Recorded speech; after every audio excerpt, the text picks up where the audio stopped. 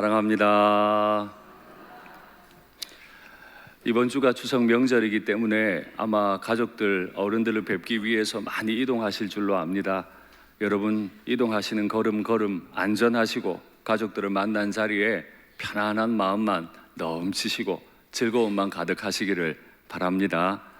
또 고향 교회 가거든 고향 교회 어른들, 목사님들께 선물도 드리시고 기도도 받고 행복하게 지내시다가 은혜롭게 예배도 드리시고 그렇게 돌아오시면 좋겠습니다. 지난 5일입니다. 목요일 날 문재인 대통령께서 동남아 순방하시던 중에 마지막으로 들른 곳이 라오스라는 곳이죠. 그곳에서 그 라오스 총리와 만찬을 하면서 한 분을 초대했습니다.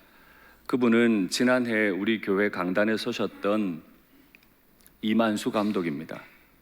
왜 그분을 우리나라 대통령과 라오스 총리가 불렀는가 하면 라오스의 최초의 야구장을 지금 건설하고 있기 때문입니다.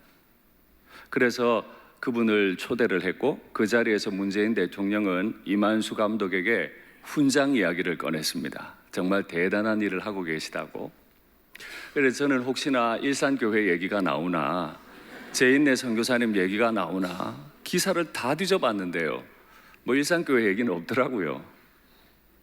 일산교회에서 제인내 선교사님 파송 안 했으면 그 일은 없는 건데 말이죠. 남들은 안 알아줘요. 우리의 수고를 남들은 몰라요.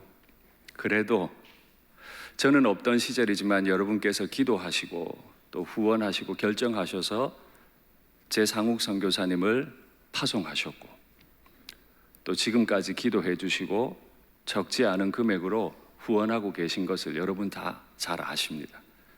여러분만 아시겠어요?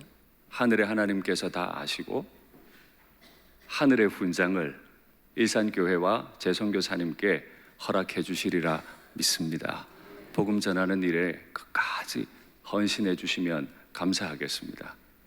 오늘 본문과 관계해서 책 한 권을 소개해 드릴 텐데 이 책의 제목이 좀 거북해요. 심상치 않아요. 그래도 내용이 너무 좋아서 여러분들께 소개할 텐데 책 제목도 내용도 처음엔 거북한데 고개를 끄덕끄덕하게 하는 내용입니다. 한번 마음을 여시고 책을 소개받아 보시죠. 책 제목은 또라이들을 길들이는 대화의 기술입니다. 또라이라는 말이 그렇게 좋은 말은 아닌데 책 제목이 하여튼 저렇습니다. 여러분이 지구상 최초로 완벽하게 제정신인 사람이 아닌 이상, 그러니까 저와 여러분이 지구상에 최초로 완벽하게 제정신인 사람이 아니라면 이런 뜻입니다. 항상 자신만의 또라이 기질을 갖고 다닌다. 제가 완벽하지 않은 이상 저는 저에게만 있는 독특한 또라이 기질이 있다는 거예요. 근데 분명한 건 저는 완벽한 사람이 아니라는 거죠. 다른 사람의 또라이 기질을 성공적으로 제압하려면 나 자신의 또라이 기질부터 해결해야 된다. 남을 또라이라고 욕하려면 내가 또라이인 걸 인정하고 나부터 다스리라는 거죠. 이런 성찰을 편안하게 할 수 있는 사람은 없어요. 불편해요. 어쩌면 지금 이 순간에도 이번 장, 지금 이 이야기를 하고 있는 이 장은 그냥 건너뛰고 남의 또라이 기질로 직행하고 싶은, 그래서 남들이 나보다 더 못났어, 제가 더 문제야, 이렇게 말하고 싶은 충동이 강하게 일어나는 사람도 있을 것이다. 여러분 어떠세요? 마음이 좀 불편하세요? 괜찮으세요? 또 인정하실 수 있으세요? 저는 적극적으로 인정할 수밖에 없었고 그래서 마음이 불편하기도 합니다. 저건 기독교 신앙서적이 아닙니다. 일반 책입니다. 우리는 누구죠? 하나님 그 거룩하신 분 앞에 늘 서고 그 거룩하신 분의 이름을 달고 사는 사람이죠. 우리가 늘 상대하고 우리가 매일 이름을 부르는 그분은 지구상 최초로 최후로 완벽하게 제대로 되신 분이죠. 그분 앞에 내가 서면 누가 또라이일까요? 내가 또라이죠. 내가 그분 앞에서 무슨 말을 해요? 내가 그분 앞에서 누구를 비난할 수 있어요? 할 수 없어요. 사람들은요, 이 나 스스로에게서 발견되는 이 못나는 점을 어떻게든 덮어보기 위해서 나보다 더 또라이 같은 사람, 그 사람을 의식적으로 찾아요. 그래서 그 사람의 못난 모습을 보면서 나는 그래도 쟤보다는 좀 나은 것 같아. 부부싸움이 왜 일어나죠? 나도 나쁜 거 알겠는데 너는 더 나빠, 이건 거거든요. 나도 피곤하지만, 아니 너도 피곤하지만 나는 더 피곤해, 이런 거잖아요. 늘 비교해서 누가 나보다 더 나쁜가, 이거 자꾸 찾는 거죠. 그래서 어려워져요. 더 나아가면 그를 비판해요, 공격해요. 그래야 내가 좀 선해 보여요. 그래서 남들이 아무것도 모르는 제3자가 보면, 야, 저 사람은 아주 냉철하고 이성적이고 똑똑하구나, 합리적이구나. 그러나 우리가 늘 입에 달고 사는 하나님은 아세요. 내 속에 나만 가지고 있는 아주 독특한 또라이 기질이 내 속에 있다는 걸 완벽하신 하나님은 그냥 아세요. 제가 지난 금요일에 다윗과 사울을 비교하면서 지도자들이 얼마나 하나님을 두려워해야 하는지에 대해 말씀을 드렸습니다. 하나님은 지도자들을 그냥 두지 않으세요. 훈련시키시죠. 지도자들의 내면 속에 있는 그 또라이 기질을 그대로 두지 않으세요. 왜 그렇죠? 그 지도자는 다른 어떤 모임이 아니라 주님께서 피 흘려 값주고 사신 교회, 그 교회를 섬기는 지도자들이기 때문에 교회의 지도자들 속에 있는 그 독특한 또라이 기질들이 교회를 어렵게 하지 않게 하기 위해 그걸 다 씻어내세요. 그래서 지도자들이 당하는 연단은 생각보다 어렵고 힘이 듭니다. 그걸 받지 않으려고 피하려 한다거나 나는 훈련받을 만큼 잘못한 게 없다고 한다면 그는 더 이상 그 사역의 자리에 서지 못해요. 왜냐하면 하나님이 교회를 자기 피로 값주고 사신 것으로 보고 계시기 때문에 아무에게나 더 넘기지 않습니다. 그렇기 때문에 오늘 이 책의 제목이나 내용은 제 마음에 너무 큰 부담으로 와요. 오늘 말씀을 전할 내용도 제게는 큰 부담입니다. 지난주에 우리는 너무너무 못난 사람 야곱, 하나님의 축복을 하나님의 방법과 반대되는 방법으로 받아내려고 했던 그 못난 인생 야곱을 베델에서 만나주신 하나님을 배웠습니다. 묵상했습니다. 그 야곱이 아무도 좋아해 주지 않아요. 아버지도 형도, 그를 잠깐 좋아해 줬던 어머니도 더 이상 그와 함께 할 수 없고 그를 내보내야 하는 형편이에요. 77세의 노구를 이끌고 브엘세바에서 베델까지 걸어가는데 얼마나 힘이 들었겠습니까? 아무도 받아주지 않는 또라이 야곱이었지만 하늘의 하나님은 그를 불쌍히 여기시고 그가 홀로 밤에 누운 걸 보지 못하시고 찾아와 주셨죠. 그리고 꿈에서 하늘이 열리게 해주셨고, 내가 너를 사랑한다고, 내가 너를 이해한다고, 내가 너를 보호할 거고 너와 동행할 거고 너를 마침내 이 땅으로 돌아오게 할 거고 너의 자손이 번성하게 해줄 거라고. 그래서 저는 묵상해 봅니다. 그래, 성경 중에 가장 스펙타클한 장면이 있다면 그거는 홍해 바다가 갈라지는 장면은 아닐까. 성경에서 가장 감동적인 몇 장면을 뽑으라고 한다면 그건 베델에서 또라이 같은 인생인 야곱을 찾아와 주시는 하나님의 이 은혜의 베델의 장면이 아닐까, 이런 생각을 해봅니다. 브엘세바에서 베델까지 100km를 걸어왔습니다. 얼마나 힘들었겠습니까? 베델에서 바단 아람 곧 하란까지는 900km입니다. 9배를 아직도 더 걸어가야 됩니다. 지금까지 걸어온 길에 9배를 더 걸어가야 돼요. 여러분께 묻겠습니다. 브엘세바에서 베델까지가 더 힘들었을까요? 베델에서 하나님을 만나고 보호와 인도의 확신을 가진 이후 걸어가야 할 9배의 걸음이 더 힘들고 무거웠을까요? 저는 믿습니다. 하나님 없이 걸은 100km보다 아무리 9배가 먼 거리라 할지라도 하나님의 약속을 가지고 보호와 인도의 확신을 가지고 걸어가는 그 길이 더 가볍고 더 의미 있고 더 행복한 길이라고 믿습니다. 저와 여러분께서, 주님께서 우리에게 맡겨준 이 인생길을 비록 멀다 할지라도, 외롭고 힘들다 할지라도 이 길을 끝까지 주님과 함께 걸어가시는 은혜가 있기를 바랍니다. 그렇게 한참을 걸었어요. 추정컨대 한 달 이상 걸었겠죠. 걸어서 하란에 있는 어느 동네에 도착했더니 그 마을 어귀에 우물이 하나 있습니다. 아주 역사적인 우물이죠. 우물 앞에 기다리고 있으니 사람들이 하나 둘 모이기 시작합니다. 양떼들도 모이기 시작해요. 당시의 우물은 너무너무 파기도 어려웠고 귀했기 때문에 아무나 함부로 열 수 없도록 그 우물 어귀에 거대한 돌을 올려둡니다. 왜 그런가 하면요, 그렇게 모래바람이 많이 불고 짐승들이 다니는 곳이기 때문에 우물 뚜껑을 자꾸 열면 물이 오염이 돼요. 그래서 우물 뚜껑을 덮어두죠. 그러면 언제 여는가 하면 한두 사람이 목마르다고 여는 게 아니라 그 지역 사람들이 다 모였을 때, 짐승까지 다 모였을 때, 그때 합의하에 뚜껑을 열게 되어 있습니다. 야곱도 그 우물 곁에 앉아 있는데 사람들이 모이기 시작했고, 혹시 나는 이곳에서 왔는데 이곳에 있는 라반을 아느냐고 먼저 온 사람들에게 물어보니까 라반 잘 안다고, 저기 보라고, 저기 오는 저 여자가 라반의 딸 라헬이라고. 야곱이 1000km를 걸어와서 드디어 혈육 하나 만난 거예요. 평소에 알고 지내던 사이는 아닙니다. 너무 멀리 떨어져 있던, 오랫동안 보지 못했던 형제일 뿐입니다. 멀리서 보이는 거예요.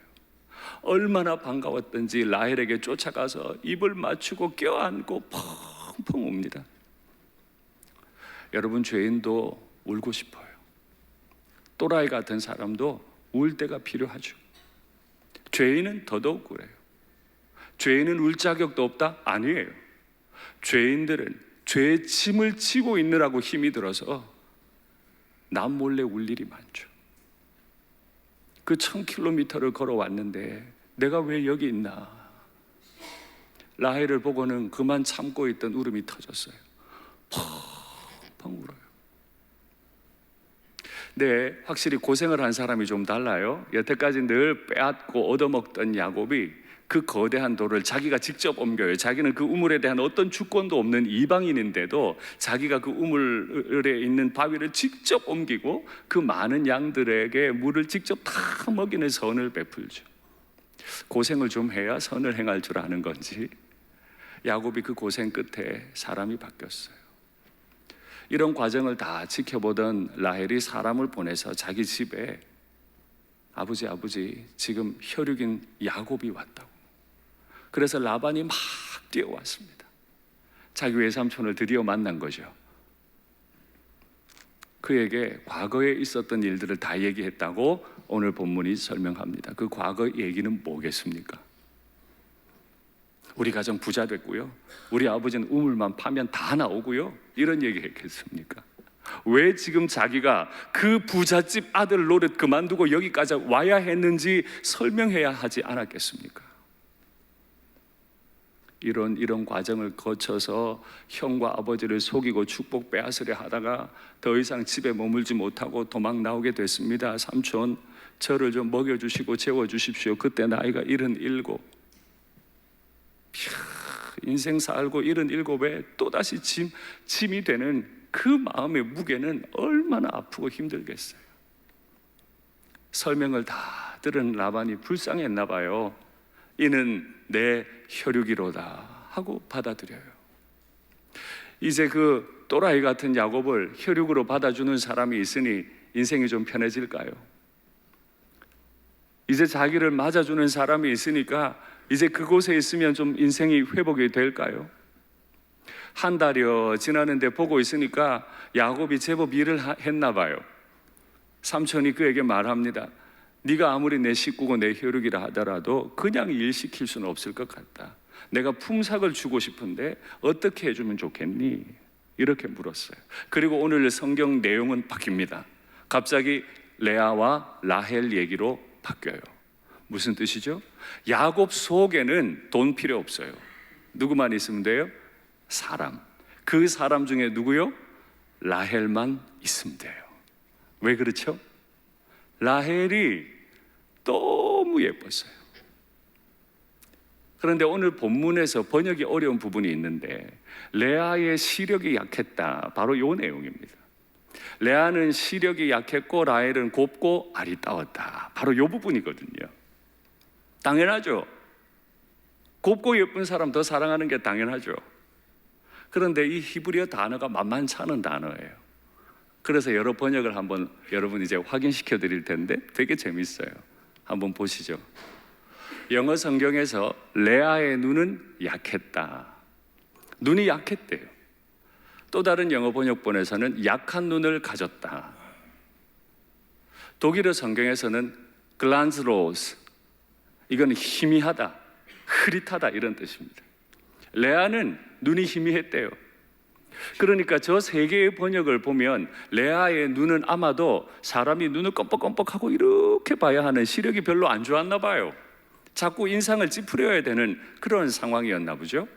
희미하다고 한 거 보니까 요즘 용어로 하면 백내장이 왔는지 백태가 꼈는지 눈만 쳐다보고 있으면 마음에 좀 부담이 됐는지 하여튼 별로 레아가 마음에 안 들었던 모양이죠. 한 달을 지켜봤는데. 근데요, 다른 번역은 전혀 다르게 또 해석합니다. 한번 보시겠어요? 레아는 예쁜 눈을 가졌다. 레아는 사랑스러운 눈을 가졌다. 레아는 눈매가 부드러웠다. 그러니까 뭐라는 뜻이에요? 어떤 영어 성경에는 희미하다 그러고 약하다 그러고, 어떤 성경은 눈매가 부드럽고 예쁘고 사랑스럽다 그러고, 그럼 뭐가 맞아요? 여기 사용된 이 히브리어 단어는 부정적인 부분보다 긍정적일 때 주로 사용했습니다. 그러면 저 단어를 긍정적으로 해석한다면 레아의 눈은 참 부드러웠다, 이렇게 해석하면 될 듯해요. 그런데 레아의 문제는 다른 데 있어요. 내가 어쩔 수 없는 다른 데 문제가 있어요.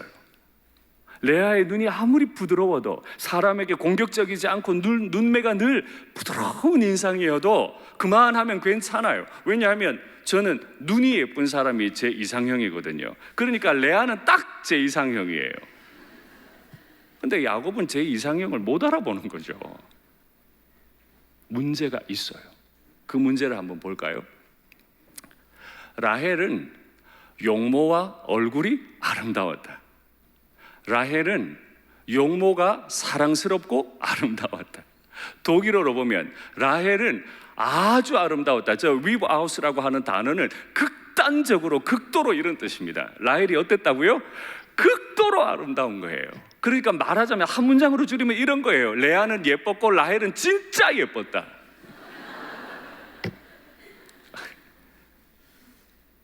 그러면 여기 계신 남성들께 묻겠습니다. 예쁜 여자도 있고 진짜 너무너무 예쁜 여자도 있어요. 누구랑 사실래요? 물어 뭐라고 답해? 물을 이유가 없죠. 그건 당연한 겁니다. 예쁜 여자도 좋지만 무슨 여자요? 극단적으로 예쁜 여자, 완전 조각 같은 여자, 세상에 이런 인생이 없는 거의 신계에 머물고 있는 그 미인을 당연히 데려오고 싶죠. 그러니까 품삯 내놔. 품삯을 어떻게 할래 말해봐. 연봉 협상하는 거죠. 그렇게 하려니까 이 야곱이 하는 말이, 삼촌, 저 다른 거 다 필요 없고요, 7년 동안 무보수 노동할 테니까 7년 보수 안 받고 노동 끝나고 나면 라헬 하나 주면 됩니다. 이야, 지금 이 말 할 때 야곱 몇 살이라고요? 여러분 20살 청년 생각하시면 안 돼요. 77세. 그러면 7년 후면 84세. 내가 84세가 될 때까지 기다릴 테니까 그때 라헬 나한테 주세요. 그런데요, 여러분, 너무 예쁜 여자라고 자꾸 마음 뺏기지 마시고 냉정하게 성경을 읽어보면 앞으로 여러분 보시게 되겠지만 라헬은 긍정적인 게 하나도 없는 여자예요. 성경을 읽어보면 온갖 질투의 화신이 우러나와요. 심지어 자기 남편이 자기 그 아버지 집을 떠나 돌아 나올 때 우상을 몰래 훔쳐 나옵니다. 아버지가 찾아와서 우상 찾고 있을 때 자기 아래에 깔아놓고는 없다고, 나는 가져온 적이 없다고 막 거짓말하고 둘러대죠. 라헬 인생에 잘한 거 하나 있다면 그건 요셉 낳은 거예요. 요셉의 친모라는 거 말고는 라헬이 잘한 게 하나도 없어요. 그러니까 정리하면 야곱은 외모에 홀딱 빠진 거예요. 성격 별로 안 좋은데 외모에 홀딱 빠진 거죠. 원래 남자들 다 그래요. 제가 어떤 책 보니까 이런 내용이 있더라고요. 배우자 될 사람이 이런 면이 좋고 이런 면이 좋고 이런 면이 좋고 이런 면이 좋고 이런 면이 좋아서 그래서 이 사람은 내가 결혼하면 좋겠다, 이렇게 결혼한 커플보다 뭔지 모르겠는데 난 이 여자한테 빠졌어, 난 이 여자 아니면 안 돼, 대책 없어 보이죠, 그죠? 현실성 없어 보이죠? 그 커플이 더 오래 간대요. 왜 그렇죠? 합리적으로 따져서 이 사람이 내 배우자면 그 기질이 사라지고 다른 안 좋은 점이 살다가 눈에 보이기 시작하면 살 이유가 헤어질 이유보다 줄어들어. 근데 맹목적인 사랑은 그침이 없대요. 끝까지 간대. 더 오래 간대요. 야곱이 지금 거기에 빠진 거죠. 너무 예쁘니까, 극도로 예쁘니까. 지금 부부가 같이 앉아 계시면 남편께서 아내를 한번 바라보십시오. 빨리 바라보십시오. 자, 제가 묻는 말에 입으로 말하지 마시고 마음으로 대답하세요. 입으로 대답했다 잘못하면 큰일 납니다. 예 아니요로 마음으로 대답하는데, 이 여자는 내가 7년 동안 돈 한 푼 안 받고 수고하고 데려올 만한 여자다, 아니다? 대답해봐요. 대답 다 하셨죠? 네.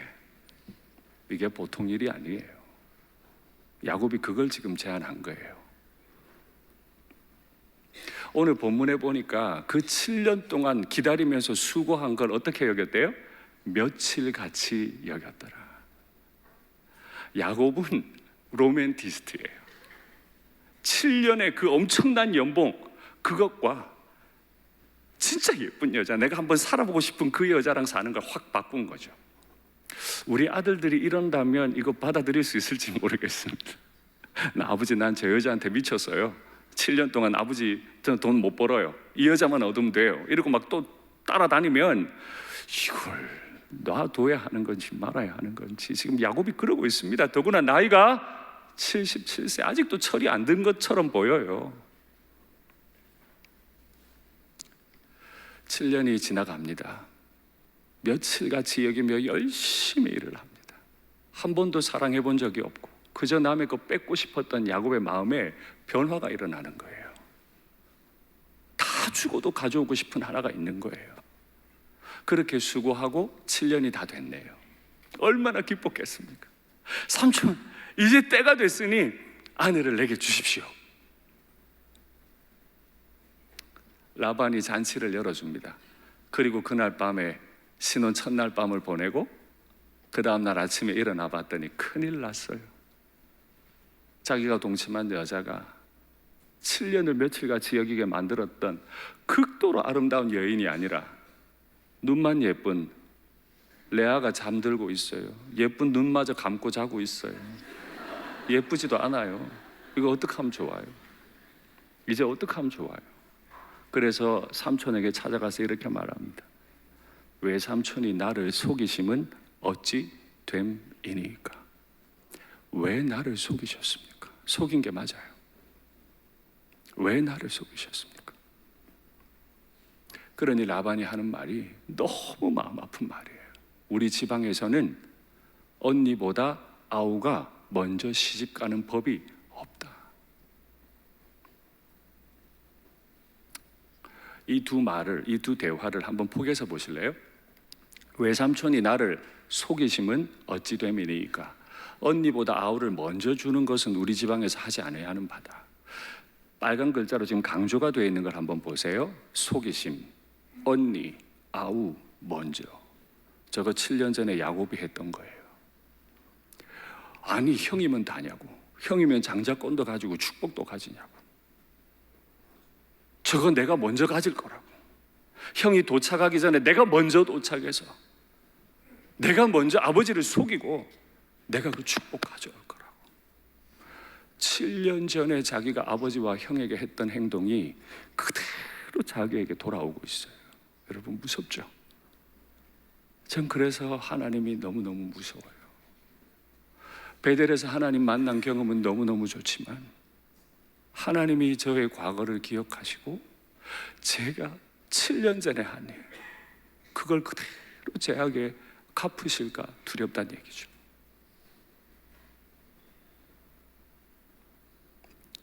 외삼촌이 나를 속이시면 어찌 되면이니까 어찌 되면요, 몰라서 물어요. 외삼촌이 속인 게 맞아요. 속인 게 아니라면 처음부터 얘기했어야죠. 네가 내 둘째 딸 라헬이 너무 예뻐서 달라고 한다마는 우리 지방에서는 언니를 먼저 보내지 동생이 먼저 시집가는 법이 없다. 그러니 언니도 데려가고 또 수고하고 둘째 데려가라, 이렇게 말했었어야죠. 그런데 말 안 하고 신혼 첫날 밤까지 몰래 보낸 거죠. 왜요? 조카 불쌍한 마음이 크겠습니까? 시집 못 가는 딸을 바라보는 아픔이, 그 불쌍함이 더 크겠습니까?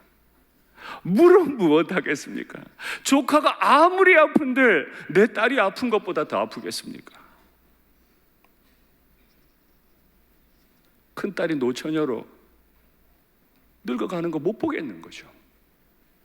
법을 빌어서 밀어넣은 거죠. 레아의 마음은 어땠을까요? 자기가 아닌 걸 알면서도 남편 될 사람을 속이고 첫날 밤을 보내는 레아의 마음은 어땠을까요? 왜 몰랐죠? 이유는 단순합니다. 그 지역 사람들은 그 신혼 첫 7일을 보내는 동안은 신부가 얼굴을 가리게 돼 있어요. 정조를 상징하는 겁니다. 저는 깨끗한 여자입니다. 얼굴을 가려요. 하루 종일 잔치했기 때문에 야곱은 아마 당시의 문화를 따라 생각해보면 만취한 상태일 겁니다. 늦은 밤에 만취한 채로 신부가 얼굴을 가리고 있으니 그냥 첫날 밤 보낸 거예요. 아침에 일어나 보니 레아인 거죠.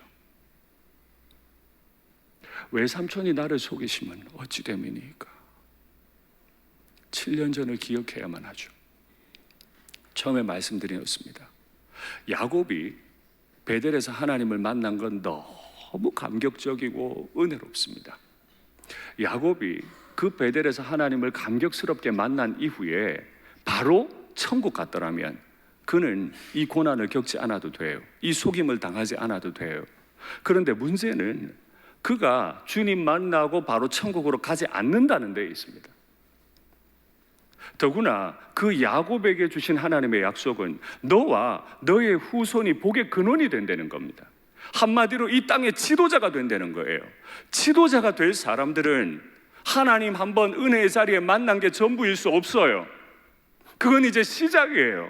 거룩하신 분, 지구상 최초로 최후까지 완벽하신 분, 그분 앞에 서서 그분을 위한 일을 하는 사람이기 때문에 탈탈 털려야 하는 거죠. 내가 얼마나 또라이였는지 발견하고, 이 순간에조차 내가 어떤 또라이인지 발견하고,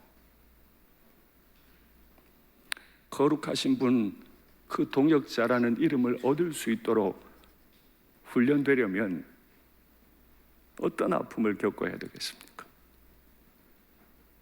바로 이겁니다. 왜 속여요?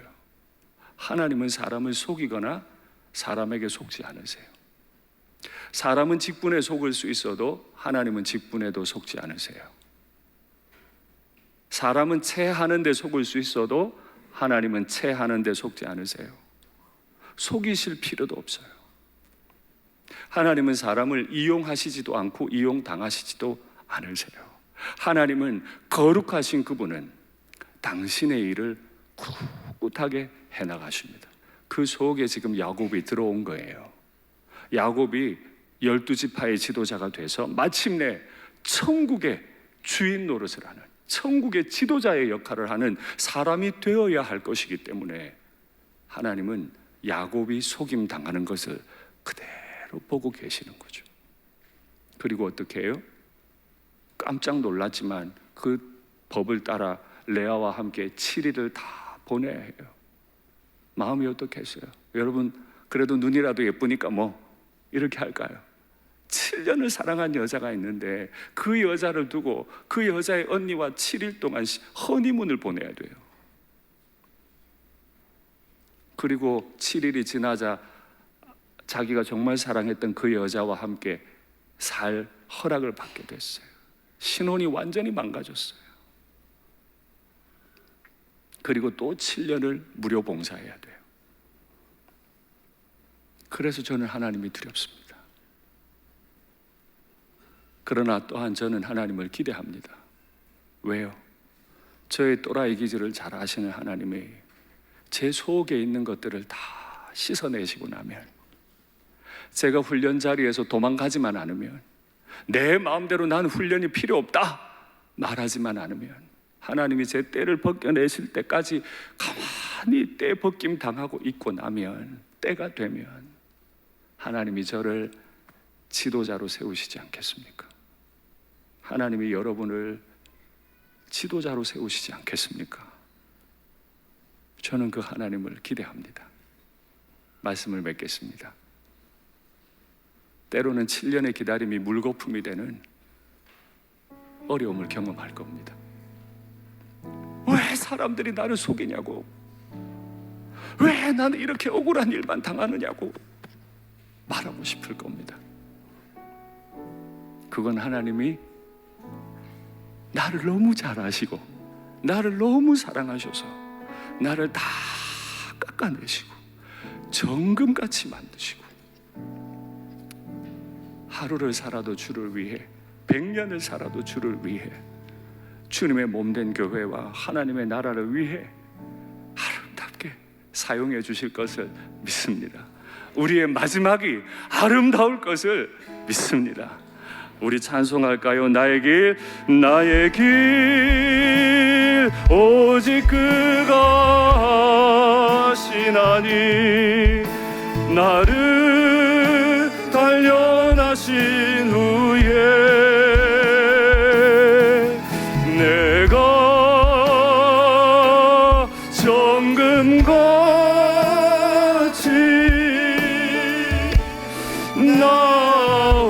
다시 고백하십시다. 내가 아는 길 주님은 아십니다. 나의 길 오직 그가 하시나니, 나를 단련하신 후에 내가 정금같이 나오리라. 구원하심이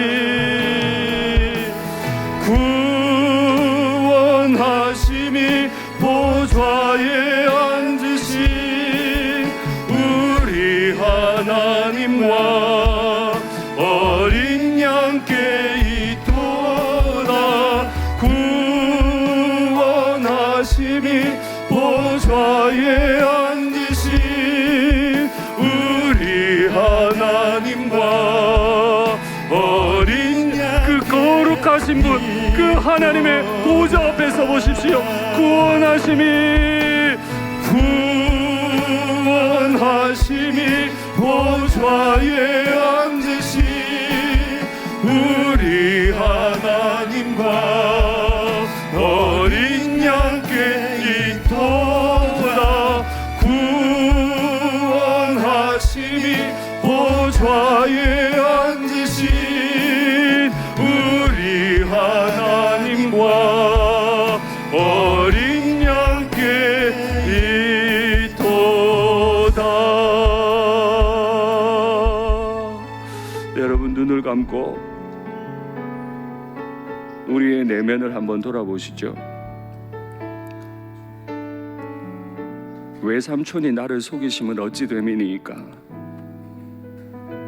왜 사람들이 나를 속입니까? 왜 나는 이런 아픔을 겪어야 됩니까?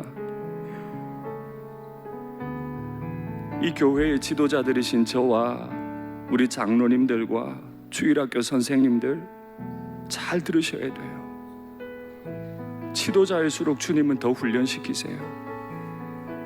내 속에 있는 좋지 못한 것, 거룩하신 분 앞에 서서 좋지 못한 것, 거룩하신 분의 피 흘려 사신 교회를 섬기기에 좋지 못한 것, 이거 뽑아내게 하시려고 얼마나 훈련시키실지 몰라요.